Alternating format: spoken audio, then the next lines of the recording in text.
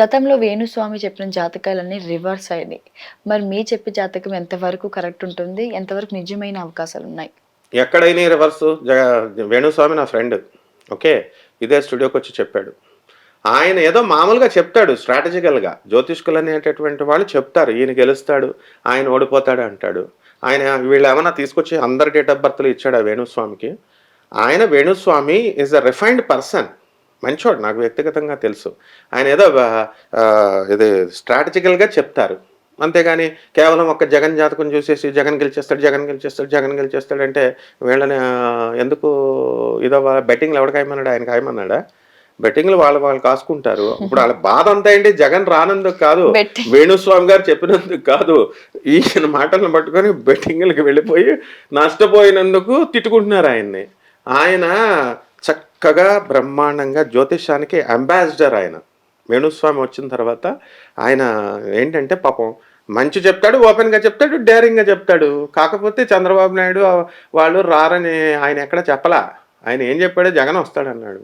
బోల్డంత మంది చెప్తారు, బోల్డంత మంది జ్యోతిష్కులు చెప్తారు. ఏ రాజకీయ విశ్లేషకులు చెప్పట్లేదా జగన్ ప్రజలకి వాళ్ళకే తెలియదు అన్నారు.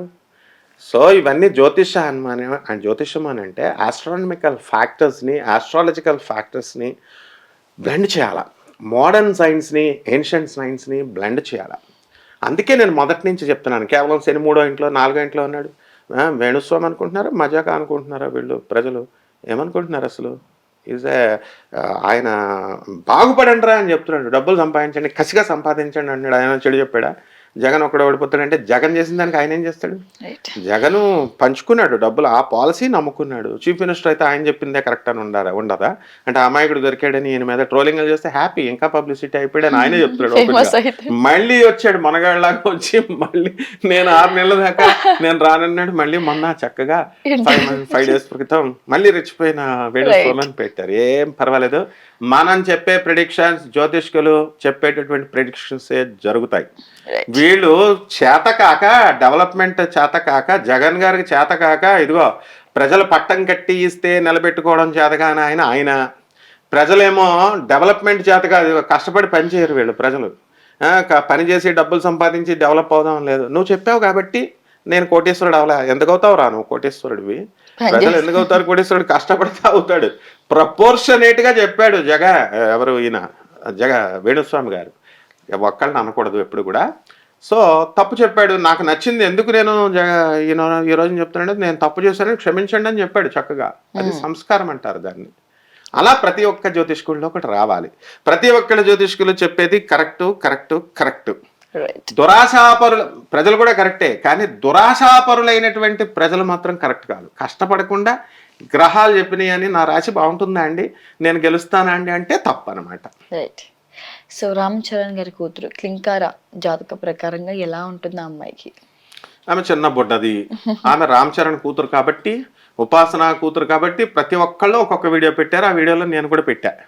ఉపాసన గారు చేసే సేవలు కానీ, ఆమె కాలేజెస్ పంజాగుట్ట ఎదురుకుండా పారామెడికల్ కోర్సెస్ అవన్నీ నడుపుద్ది ఇన్స్టిట్యూట్స్. 300 కోట్లు అవలేలగా ఇచ్చి పడేసింది సద్గురువుకి, వాసుదేవ్ జగ్గికి, ఆయన గురువు గారిని. ఆమె గురుభక్తిలాగా మిగతా వాళ్ళకు ఉంటుందా? అపోలోలో అంటే వాళ్ళ తాతల వాళ్ళు, వాళ్ళ పిన్ని సంగీత వాళ్ళు ఇవ్వాలనుకున్నారు కాబట్టి ఇచ్చారు. అందరికి ఇస్తానంటే లైన్లు కట్టేస్తారు ఇప్పుడు ఉపాసన దగ్గరికి. ఆమె కూతురు కాబట్టి, డబ్బులున్నది కాబట్టి ప్రతి ఒక్కళ్ళు క్లింకరా అంటున్నారు. ఏ మామూలు పిల్లలును ఆమె ఒకటి కదా? ఏం చిరంజీవికి డబ్బులు లేనప్పుడు, జీరోలో ఉన్నప్పుడు, ఆయన వాళ్ళ తండ్రి మామూలు ఆర్మీ మ్యాన్గా ఉన్నప్పుడు, టీచర్గా ఉన్నప్పుడు పవన్ కళ్యాణ్ గారు ఇంటర్వ్యూస్లో చెప్తూ ఉంటారు. అప్పుడు మరి చిరంజీవి గారిని అలా చూసారా? చిరంజీవి కష్టపడ్డాడు, డిసిప్లిన్గా పెరిగాడు, మెగా హీరో అయ్యాడు. పవన్ కళ్యాణ్ గారు కష్టపడ్డారు, రామ్ చరణ్ కష్టపడ్డాడు, అందుకే ఉపాసన లవ్ చేసింది. అదే రామ్ చరణ్ హీరో కాకపోతే ఉపాసన లవ్ చేస్తుందా? పెళ్లి చేసుకోవడానికి ఒప్పుకుంటుందా? చిరంజీవి గారి దగ్గర డబ్బులు లేకపోతే వాళ్ళు ఒప్పుకుంటారా? వాళ్ళ దగ్గర డబ్బులు లేకపోతే చిరంజీవి గారు ఒప్పుకుంటారా? ఇంకా చిరంజీవి చాలా మంచోడు. ఎందుకని పాపం ఆయన వాళ్ళ అమ్మాయి భరద్వాజం చేసుకుంటున్నప్పుడు ఇంత మాట అండు, అంత మృదు స్వభావి.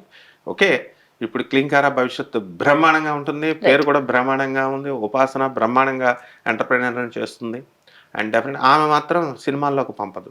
అది నేను ఇప్పుడే చెప్తున్నాను. ఆమె భవిష్యత్తు కమానని జ్యోతిష్కుడు చెప్పలేడు. ఉపాసన మెంటాలిటీ నాకు తెలుసు కాబట్టి చెప్తున్నాను. ఆమె ఈ ఫీల్డ్లోకి పంపదు, సినిమా ఫీల్డ్లోకి. మెగాస్టార్ కూతురైనా సరే ఆమె ఎంతసేపు ఇండస్ట్రియలిస్ట్గా, ఎంటర్ప్రైనర్గా ఎదిగేలాగా చేస్తుంది. నాగ చైతన్య సమంత జాతకం కుదరకనే వాళ్ళు విడిపోయారా? అదే చెప్తున్నా కదా, సమంత నాగ చైతన్య విడిపోవడానికి కారణము ఏ పర్సనల్ ఇష్యూస్ లేవు. నా ఇద్దరికి ఇండివిజువాలిటీలు ఎక్కువైపోయినాయి. సమంత ఈజ్ మోర్, దాన్ని ఏమంటారంటే, కొంతమంది ఆడపిల్లలు ఎలా ఉంటారంటే కెరీర్కే ఎక్కువ ప్రాధాన్యత ఇస్తారు. కెరీర్కి ప్రాధాన్యత ఇచ్చినప్పుడు నాగ చైతన్య కూడా అంతే. ఆమె ఏదో కారణాలు ఎవరికి తెలియదు కానీ చెప్తూ ఉంటారు. సో కారణాలు కూడా మనం అమల గారు చెప్పేదాకా మనం కూడా చెప్పకూడదు, ఎందుకంటే అమల గారు మన ఫ్రెండ్ కాబట్టి. సమంత వాళ్ళిద్దరు విడిపోవడానికి ఏ విధమైనటువంటి పర్సనల్ ఇష్యూస్ లేవు, ఏ విధమైన ఎలిగేషన్స్ అతని పైన కానీ ఈమె మీద కానీ లేవు. ఓన్లీ వన్ థింగ్ ఏంటంటే, కెరీర్ ఓరియంటెడ్ ఆ పర్సన్. ఆమె ఆ కెరీర్ పరంగా ఎదగాలి అనేటటువంటి విషయాల్లో ఆమె కొంచెం తొందరపడి స్టెప్ తీసుకొని, ఆమె తనే స్టెప్పే కరెక్ట్ అనుకొని పెద్దవాళ్ళు వాళ్ళ అమ్మగారు వాళ్ళు డిసైడ్ చేసుకొని విడిపోయారు. అంతకు మించి ఏం కాదు. సమంతకి మరి మళ్ళీ పెళ్లి యోగం ఉందంటారా? ఎందుకు చేసుకోకూడదు? ఆ మనిషి కాదా, చేసుకో అంటది, తప్పే ఉంది. ఇప్పుడు మ్యారేజ్ ఇప్పుడు అలాగే ఉండిపోమని ఎలా చెప్తారు వీళ్ళు ప్రజలు? ఆమె చేసుకుంటుంది, అవసరమైనప్పుడు చేసుకుంటుంది. మొదటి నుంచి కూడా చెప్తున్నాను కదా, కెరీర్ ఓరియంటెడ్ పర్సన్ తను. కాబట్టి ఆ కెరీర్ వచ్చేదాకా వెయిట్ చేయాల్సిందే, అప్పుడు చేసుకుంటుంది ఆమె.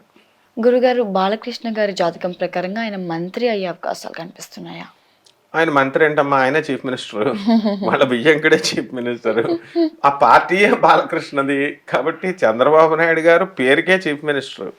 ఆయన ఏమన్నా బాలకృష్ణ గారు చెప్పిన దానికి కాదంటారా, లేకపోతే బాలయ్య బాబు చెప్పిన దానికి చంద్రబాబు కాదంటాడా? సో అధికార యోగాలు పుష్కలంగా ఉన్నాయి బాలయ్య బాబుకి. ఆల్రెడీ ఎమ్మెల్యే అవడం కూడా అధికార యోగమే. ఆయన మళ్ళీ మళ్ళీ మళ్ళీ అన్నిసార్లు గెలవడమే పెద్ద అధికార యోగం. కాబట్టి ఆయన ఇప్పుడు మంత్రి కిందే లెక్కచ్చి he is the chief minister of Andhra Pradesh. Right. Nagababu గారు రాజకీయాల్లో రాణించలేకపోవడానికి గల కారణం ఏంటి? ఆయన ఏం రాజకీయాల్లో రాణించలేకపోవడం కాదు, ఆయనకి ఇంట్రెస్ట్ లేక వెళ్ళలేదు ఆయన. ఎందుకంటే ఫ్యామిలీ ప్యాకేజ్ ఇది ఏమైనా వెళ్ళిపోవడానికి రాజకీయాలకి. ఆయన చిరంజీవి గారు వెళ్ళారు చాలు, పవన్ కళ్యాణ్ గారు వెళ్ళారు, సినిమాల్లో సరదాగా ఆయన చేసుకుంటున్నారు. శుక్రుడు డామినేషన్ ఉంది, మంచి పేరు తెచ్చుకున్నాడు, మంచి ఫ్యామిలీ బాగా ఉన్నది. అందరూ రాజకీయాలకు ఇప్పుడు అలా రావాలనుకుంటే నాగార్జున గారు, ఇప్పుడు ఈయన అక్కినేని నాగేశ్వరరావు గారు, రామారావు గారు ఆ టైంలో డిప్యూటీ సీఎం ఇచ్చేద్దరు, లేకపోతే హోమ్ మినిస్టర్ ఇచ్చేద్దరు. ఎందుకు వెళ్ళలేదు నాగేశ్వరరావు గారు? రాజకీయాలు ఇంట్రెస్ట్ లేదు ఆయనకి. అదే టైంలో ఇప్పుడు మన నాగార్జున గారు రావచ్చుగా, ఇప్పుడు రావాలంటే క్షణాల్లో రావచ్చు. మహేష్ బాబు రావచ్చుగా, రారు వాళ్ళు. అంటే మనకి రాజకీయాలకి అందరికీ ఇంట్రెస్ట్ ఉండదు. ఇట్స్ అ డర్టీ పాలిటిక్స్ అది. అది వాళ్ళు సినిమా యాక్టర్లైనా రారాజులే, వాళ్ళు హీరోలు ప్రజా బలంతో ఉన్నారు, వాళ్ళని దేవుళ్ళలాగా చూస్తారు ప్రజలు. కాబట్టి ఇదే వాళ్ళకి రాజ్యోగం. కాబట్టి వాళ్ళకి ఏం అవసరం లేదు కాబట్టి రాలేదు అంతే. నాగేంద్రబాబు గారు రాణించకపోవడం కాదు, రావాలనుకుంటే వస్తాడు, రాణిస్తాడు. ఇప్పుడు వాళ్ళ తమ్ముడు డిప్యూటీ సీఎం అయితే ఆయన కాదా? వాళ్ళ అన్న కీలక పాత్రలు ఇస్తున్నారు, ఆయన కూడా త్వరలో కీలక పాత్రలు ఇస్తారు. చేయను ఆయన ఏదో ఒకటి చేయంటారు, తప్పేం లేదు, బ్రహ్మాండంగా చేస్తారు నాగబాబు గారు. రైట్. 2029 ఏపీ ఎన్నికల్లో మళ్ళీ చంద్రబాబు గారు సీఎం అవుతారా? చంద్రబాబు హవా నడుస్తుంది కమ్మా. ఆయన ఆరోగ్యం బాగా చూసుకోవాలి, చక్కగా బాగా పరిపాలన చేస్తాడు తెలుసు మనకి. పవన్ కళ్యాణ్ గారు కూడా బ్రహ్మాండంగా చేస్తారు. మరి ఇవన్నీ కూడా ప్రజల టార్గెట్స్ ఉంటాయి. ఇప్పుడు సచిన్ టెండూల్కర్ని ఒక బ్యాట్ పట్టుకుంటే 100 కొట్టేయాలా అని ఆశిస్తారు జనం. ఆయన ఇంకా అక్కడ పొజిషన్ చూసుకో అవసరం లేదు, ఆడు బౌలింగ్ వేసేవాడు ఎవడు, వాడు ఎంత స్పీడ్గా వేస్తున్నాడు, ఇంక ఇదంతా చూడరు అనమాట. ఇదిగో పట్టుకున్నాడా కొట్టేయాలా. అలా చంద్రబాబు నాయుడు గారి మీద హై ఎక్స్పెక్టేషన్స్ ఉన్నాయి ఇప్పుడు తెలంగాణ ఆంధ్ర ప్రజలకి. ఎందుకంటే జగన్ మీద కక్ష కొద్ది దింపేశారు కాబట్టి ఈయన చేస్తాడు, దేశాన్ని ఆంధ్ర రాష్ట్రాన్ని డెవలప్ చేస్తాడని చెప్పాడు కాబట్టి చేయాలి అన్న కసితో చేశారు. ఈయన కనుక సరిగ్గా చేయలేదనుకో వెంటనే దింపేస్తారు.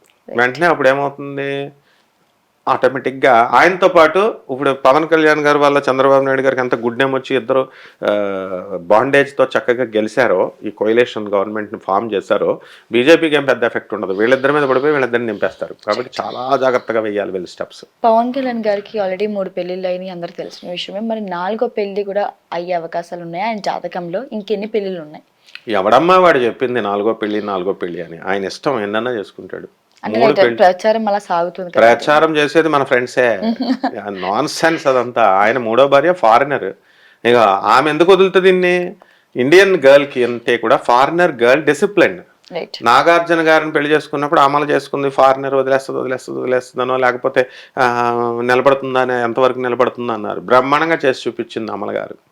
అందువల్ల ఈ ఇప్పుడున్నటువంటి ఆవిడ అందులో డిప్యూటీ సీఎం అయ్యాడు, మినిస్టర్ అయ్యాడు, రాజకీయాల్లో క్లిక్ అయ్యాడు, ఒక అగ్ర పార్టీ ఉంది, చీఫ్ మినిస్టర్ అయ్యేటటువంటి పరిస్థితులు భవిష్యత్తులో రావచ్చు. అటువంటి దానికి అధ్యక్షురాలు ఆమె. పవన్ కళ్యాణ్ ఏంటి, ఆమె ఎందుకు, ఆమె ఏమైనా పిచ్చిదా? ఫారినర్ అంటే ఏమనుకుంటున్నారు, very discipline than in Indian. కాబట్టి ఆమె ఎట్టి పరిస్థితుల్లో వాళ్ళంటే ముందోళ్ళు వదిలేశారు. ఇదిగో వదిలేశారంటే ఏదో సెటిల్మెంట్లు చేసుకున్నారు. వాళ్ళు కూడా మంచివాళ్ళు పాపం. ఎలా అంటే అండర్స్టాండింగ్తో వెళ్ళిపోయారు వాళ్ళు.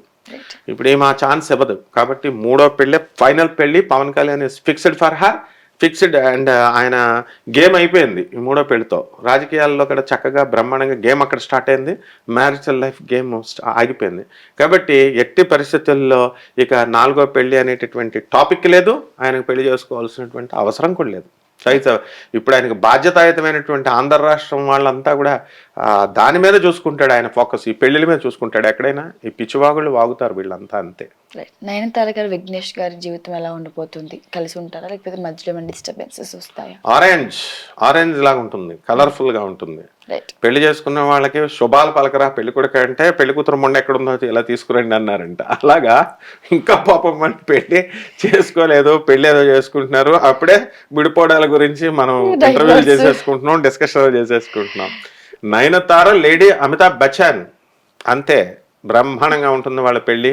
సూపర్ స్టార్గా వెలిగిపోతున్నామే. మరి చక్కగా వాళ్ళ కళ్యాణం బ్రహ్మాండంగా ఉంటుంది. పిల్లలు వద్దంటే పుడతారు కూడా ఇంకా. కాబట్టి ఏమీ ప్రాబ్లం, ఆల్రెడీ ఉన్నారు. అదే ఆ పిల్లల్ని కూడా సర్గవసి అని ఇదని అదని ఏదేదో చెప్తారు. అవేమి కాదు. ఆమె కూడా మనలాంటి మనిషి. ముందు మానవత్వం చూసి ఆమెకు రెస్పెక్ట్ ఇవ్వాలి మనం. Their family life will be wonderful and colourful life ఉంటుంది. ఆరెంజ్ లాగా ఉంటుంది. మార్వాడీస్ చెప్తారు ఆరెంజ్ అంటే మంచి బ్రహ్మాండంగా ఉండేదాన్ని ఆరెంజ్ లా ఉందంటారట. అది టీమిండియా మళ్ళీ ఎప్పుడు వస్తే ప్రపంచ కప్ కొట్టే అవకాశం ఉంటుంది? ఇంకేం ప్రపంచం కప్పు, ఇప్పుడు కపిల్ దేవ్ వచ్చినప్పుడు is a multi talented person. Dhoni multi talented person. అక్కడ టీం వర్క్ ఉంది, టీంలో అంతా కొట్టుకోకుండా ఉన్నారు, మ్యాచ్ ఫిక్సింగ్ లేవు, ఒక ఎథిక్స్ ఉన్నాయి. ఇలా చేసుకుంటూ వచ్చారు. మరి ఆ ప్రపంచ కప్పు ఛాన్సులు పోగొట్టుకున్నప్పుడు అదంతా దైవాధీనాలు అంటారు. ఈ యొక్క కప్పులు కొట్టడాలు, జయాపజయాలు ఇవన్నీ కూడా దైవాధీనాలు. సో లెటస్ హోప్ మనకి వాళ్ళు కూడా కొట్టాలని అనుకుంటాం. కానీ ఆ ప్రపంచ కప్పు కొట్టే ముందు వీళ్ళ ఏం ఆలోచించాలంటే, కపిల్ దేవ్ దగ్గర అంత లీడర్షిప్ క్వాలిటీస్ నేర్చుకోవాలా, ఆ కపిల్ దేవ్ టీంలో ఉన్నటువంటి ఐక్యత తెచ్చుకోవాలా, టీం వర్క్. అలాగే మన ధోని ఉన్నప్పుడు ఉన్నటువంటి ఐక్యత నేర్చుకోవాలా, ఆ మెలకువలు నేర్చుకోవాలని సీనియర్స్ని గౌరవించి వీళ్ళు ఆ సీనియర్ ద్రావిడ్ దగ్గర వీళ్ళ దగ్గర వాళ్ళ దగ్గర అంతా నేర్చుకుని ఉంటే అప్పుడు మనం కప్పు కొట్టుకొస్తాం. లేకపోతే వదిలేసి వచ్చేయడమే, అంతే. బండి సంజయ్ గారి భవిష్యత్తులో ఉన్నత స్థాయికి చేరుతాడా? ఎలా ఉండబోతుంది ఆయన జాతకం ప్రకారంగా? చేరిపోయాడుగా, ఆల్రెడీ వచ్చేసిందిగా ఆయనకి. బండి సంజయ్ గారికి ఎందుకు ఇవ్వలే? మినిస్టర్ పదవే, సెంట్రల్ మినిస్టర్ పదవే ఇచ్చారు. ఇంకా అంతకంటే ఇంకా డెవలప్మెంట్ ఏం కావాలా? ఒక్క మనిషి ఒక్కసారి ఒక్క లైఫ్లో ఒక ఎమ్మెల్యే అయితే చాలు అనుకుంటాడు, ఒక ఎమ్మెల్సీ అయితే చాలు అనుకుంటాడు. ఆ తర్వాత చక్కగా ఛాన్స్ దొరికితే ఎంపీ అవ్వాలనుకుంటాడు, అంతకంటే ఛాన్స్ దొరికితే మినిస్టర్ అవ్వాలనుకుంటాడు. డైరెక్ట్ వైకుంఠపాలిలో పైకి వెళ్ళిపోయినట్టు ఆయన సెంట్రల్ మినిస్టర్ అయిపోయాడు. మరి ఇంకా అటువంటిప్పుడు ఇంకేం కావాలి ఆయనకి? బ్రహ్మాండంగా వెళ్ళిపోతూ ఉంటాడు. నెక్స్ట్ బీజేపీ గవర్నమెంట్ కనుక పటిష్టంగా వీళ్ళు కనుక చేసుకుంటే, తెలంగాణలో బలంగా కనుక చేసుకున్నట్లయితే డెఫినెట్గా అవుతాడు. అంతేగాని ఆయన ఇప్పుడు బండి సంజయ్ గారికి కుంభరాశి, ఇటువంటి టైంలోనే అయిపోయాడు ఆయన. కుంభరాశిలోనే ఏలినాటి శని జరుగుతున్నప్పుడే మినిస్టర్ అయినప్పుడు, తర్వాత అవడానికి గ్యారంటీ ఏమిటి? We should be optimistic always. So డెఫినెట్గా ఆయన కూడా ఎదిగిపోతాడు. నందమూరి మోక్షజ్ఞ హీరో అవుతాడా, లేకపోతే జాతకం ప్రకారంగా ఎలా ఉండబోతుంది ఆయనకి? నందమూరి మోక్షజ్ఞ బ్రహ్మాండమైన హీరో అవుతాడు. పర్సనాలిటీ ఉంది, మరి చక్కగా బాలయ్య బాబు గారు ఫాలోయింగ్ ఉంది, సరైన టైం చూసుకుంటున్నారు వాళ్ళు రావడానికి. ఇంకా గ్రాండ్ ఎంట్రీ ఇవ్వాలి, గ్రాండ్ ఫినాలే అని చెప్పేసి వీళ్ళు చూస్తుంటారు కదా ఎంట్రీల కోసం. అందువల్ల డెఫినెట్గా నందమూరి మోక్షజ్ఞ బ్రహ్మాండమైనటువంటి హీరో అవుతాడు. అండ్ నటన వంశపారంపర్యంగా ఆయన రామారావు గారి దగ్గర నుంచి, బాలకృష్ణయ్య బాబు గారి దగ్గర నుంచి అన్నీ కూడా ఆయనకు వచ్చినాయి. అలాగే భువనేశ్వర్లో చూస్తేనే తెలిసిపోద్ది మనకి. అక్కడ వాళ్ళ పిల్లలు ఇద్దరు కూడా మొన్న ఎలక్షన్ క్యాంపెయినింగ్ చేసినప్పుడు ఆ డేర్ అండ్ డాషింగ్నెస్, ఆ చెప్పే విధానము అదంతా. కాకపోతే కొంచెం మొహమాటస్తుడు మోక్షజ్ఞ. బట్ దీంట్లో ఈ రాజకీయాల కంటే కూడా ఈ యొక్క సినిమా రంగంలో బ్రహ్మాండంగా క్లిక్ అవుతాడు.